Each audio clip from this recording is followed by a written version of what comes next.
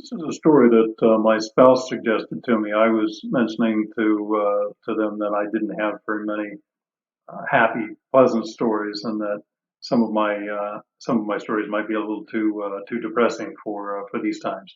And this is one that she's always enjoyed, and that she suggested would be a good one to read. So here we go. It's called "The First Assembly of God." Science is all about trial and error. It's hard to get the balance right. Insert knob A in hole B, it says here. Ulike held up the detailed instruction manual with one claw as he pointed out a diagram with his longest antenna. Shank clashed his plates in frustration. Well, which one of these is hole B? Why don't you get off your pod and come help me instead of sitting there? Ulike calmly waved the manual. One of us has to read this. You think Chief Grutz or Utah would have given this job to a couple of careless types? Hole B is the middle one on the pink ventral surface. Oh, right. What's next? Besides, you know we got this job because Utah is your leftmost aunt's Korb notcher. All the more reason we should do a good job then. Ulike took a bite of the watch leaf he held in his other claw. Now put washer H on knob A. Washer H is the big one by your rear pod, he added helpfully. This one? Jack placed the large washer as directed. It dangled loosely from the knob. Doesn't look right to me. Are you sure you're reading those directions right? Maybe I should come take a look. Close enough. I'm making some improvements here and there. Here, have a watch leaf. He pulled a fresh leaf from the bucket and tossed it to Jank. Now, take rod L and put it through slot ZB and F3. What kind of improvements? The rod made a grating noise as Jank shoved it past an obstruction at .32K. What happened to doing a good job? Just minor ones, and they're improvements, that's the point. Better than the original.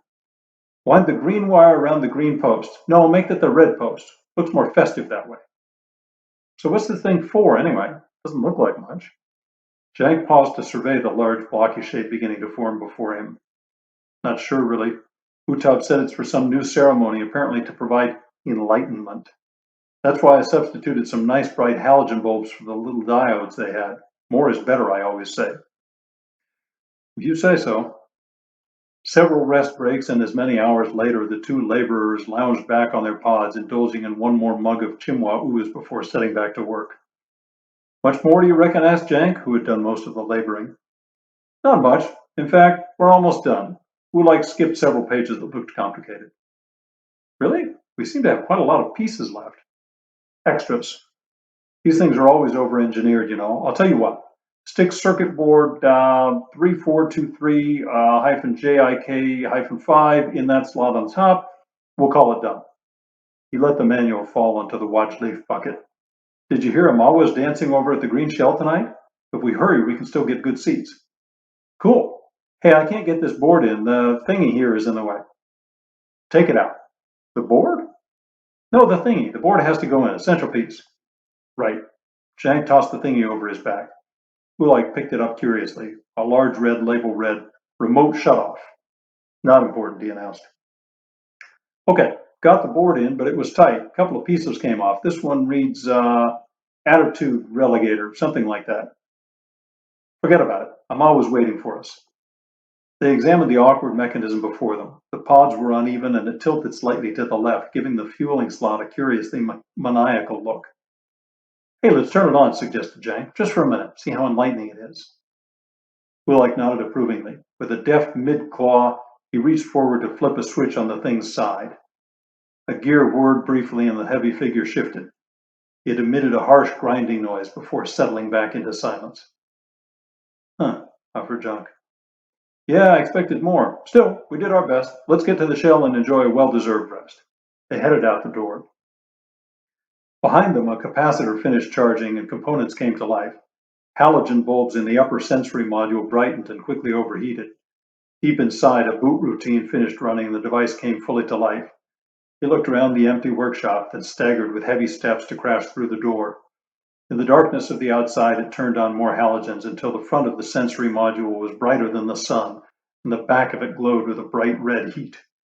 It extended two conic loudspeakers and in a grating voice called out, Sinners, come and be judged.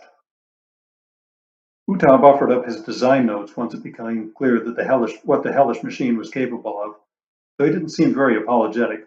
The devil is in the details, he kept saying. That was before the monster took him too, of course. After that, no one was very keen on building another one of those things, but Ulike says he knows where Utav went wrong. I have my doubts, but you know what they say, practice makes perfect. So I was writing another story when called "The Manner of God" when that went off course, and I thought, well, I better try again. So I did it again with this idea. It was inspired by an Asimov story called "Insert Knob A and Hole B," which is about the difficulty of putting things together well, it's during the Achaia era maybe. I've had this idea for a very long time since I was young, and we were passing a church or assembly hall that said First Assembly of God, and I made a joke about it to my parents, and I've always wanted to write that story. So here it is.